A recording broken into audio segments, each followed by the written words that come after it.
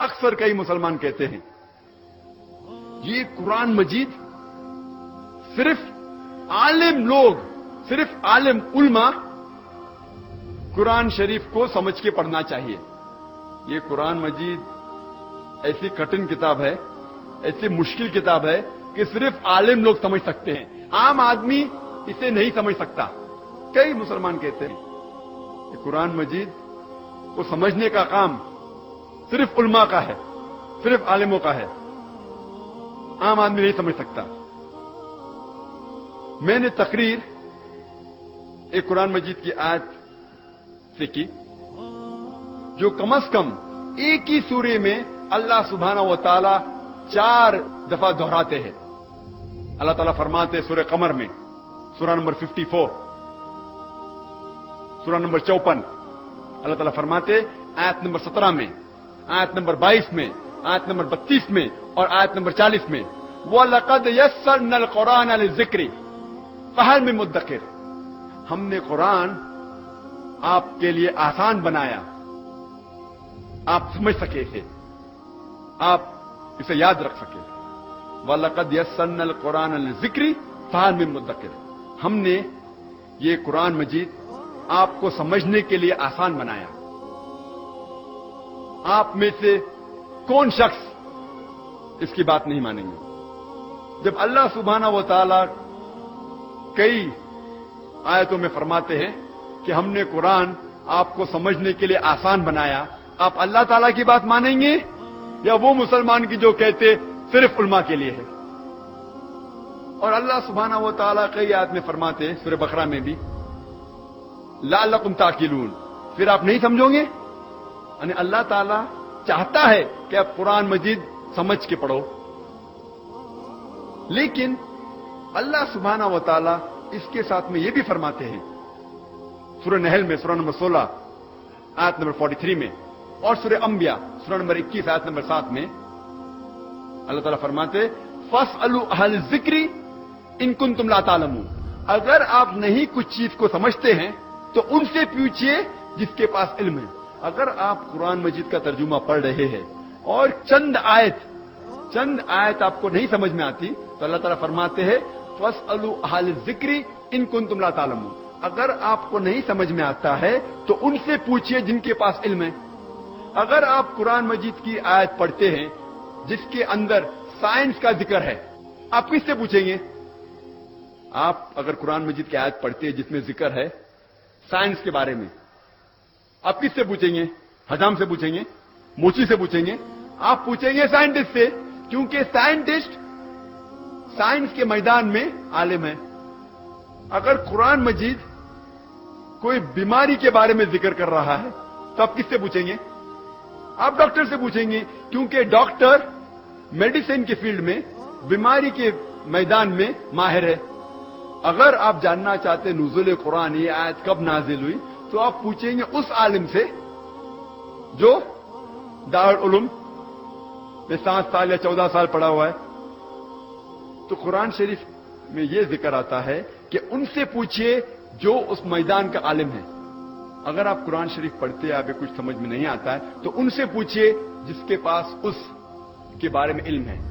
میں آپ کو ایک مثال دینا چاہتا ہوں.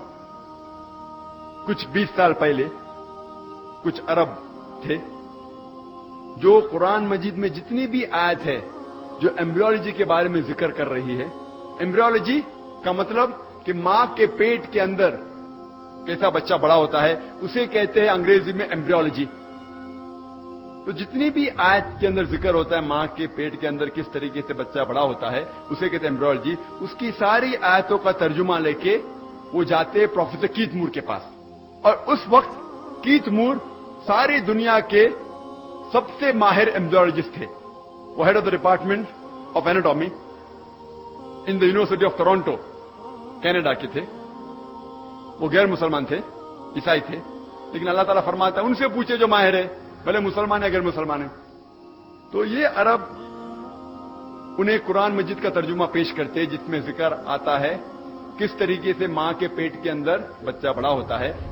اور جب وہ ترجمہ پڑھتے ہیں کئی آیتوں کا، پروفیسر کیتھ مور کہتے ہیں کہ اکثر جتنی بھی آیت قرآن مجید میں ہیں وہ ابھی ماڈرن ایمبریولوجی سے بالکل ملتی جلتی ہے، لیکن چند آیتیں ہیں جس کے بارے میں نہیں کہہ سکتا ہوں کہ صحیح ہے، میں یہ بھی نہیں کہہ سکتا ہوں کہ غلط ہے، کیونکہ میں خود نہیں جانتا.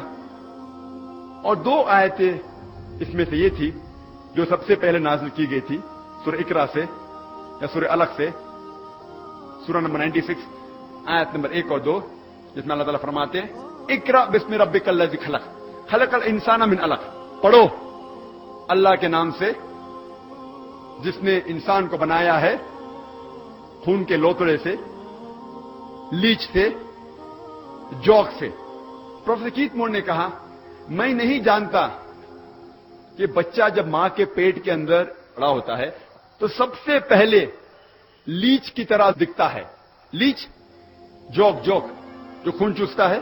تو پروفیسر کیت مور اپنے لیبورٹری کے اندر گئے اور ایک بہت پاورفل مائکروسکوپ کے اندر دیکھا کہ ماں کے پیٹ کے اندر جو بچہ انیشیل سٹیج جو ہوتا ہے، ایک دم پہلی منزل کو مائکروسکوپ کے اندر دیکھتے ہیں اور جوک کی تصویر سے ملاتے ہیں اور حیران ہو جاتے ہیں کہ ہو بہو دونوں ایک دم یکساں ہے.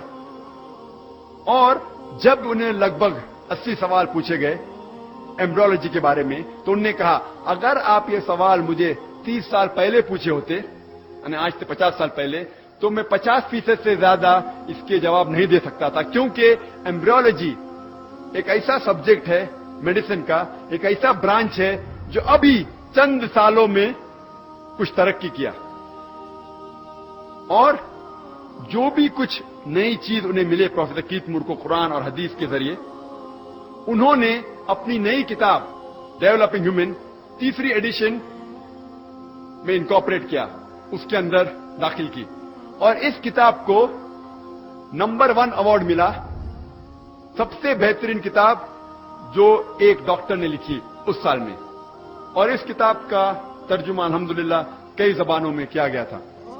اور پروفیسر کیت مور نے کہا مجھے کوئی اعتراض نہیں یہ ماننے کے لیے کہ قرآن مجید خدا کی کتاب ہے، اور مجھے کوئی اعتراض نہیں یہ ماننے کو کہ محمد صلی اللہ علیہ وسلم اس خدا کے آخری پیغمبر ہے. اس مثال سے ہمیں یہ معلوم ہوتا ہے کہ جب بھی آپ کو نہیں پتا ان سے پوچھئے جو اس فیلڈ، اس میدان کا ماہر ہے. جب بھی آپ کوئی مشینری خریدتے ہیں تو اس کے ساتھ آتا ہے انسٹرکشن مینیول، کس طریقے سے مشین کو استعمال کرنا چاہیے.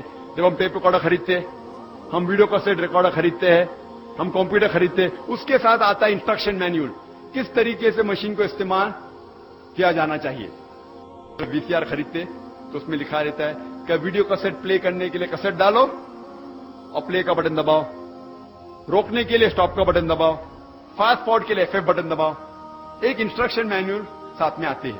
اگر آپ مجھے اجازت دیں گے کہ انسان کو مشین کہنے کے لیے ہمیں یہ ماننا پڑے گا کہ سب سے کٹھن، سب سے مشکل مشین انسان ہے، سب سے پیچیدہ مشین انسان ہے. کیا اس مشین کے لیے کوئی انسٹرکشن مینیول کی ضرورت نہیں، کوئی کتاب کی ضرورت نہیں؟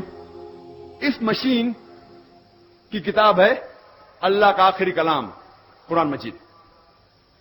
اس قرآن مجید میں لکھا ہوا ہے کس طریقے سے اس مشین کی حفاظت کرنا چاہیے، کس طریقے سے اس مشین کو چلانا چاہیے، اس مشین کے لیے کیا کیا فائدے ہیں.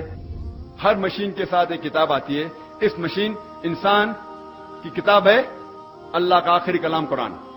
اور جب بھی آپ کوئی مشین خریدتے ہیں، اگر آپ جاپنیز مشین خریدتے ہیں اور جاپنیز کیٹلاگ آئے گا، آپ پڑھ نہیں سکتے، آپ کیا کرتے؟ آپ بولتے دکان والے سے ہمیں ہندی کیٹلاگ دیجئے، اردو کیٹلاگ دیجئے تو کہ ہم سمجھ سکے. بھلے میں جاپنیز مشین استعمال کرتا ہوں لیکن میں انگریزی کیٹلاگ لیتا ہوں ساتھ میں، کیونکہ میں جاپنیز نہیں سمجھتا ہوں. تو اگر آپ عربی قرآن مجید نہیں سمجھ سکتے تو کم از کم اس قرآن مجید کا ترجمہ پڑھو اور سمجھو اور اس مشین کو صحیح طریقے سے استعمال کرو.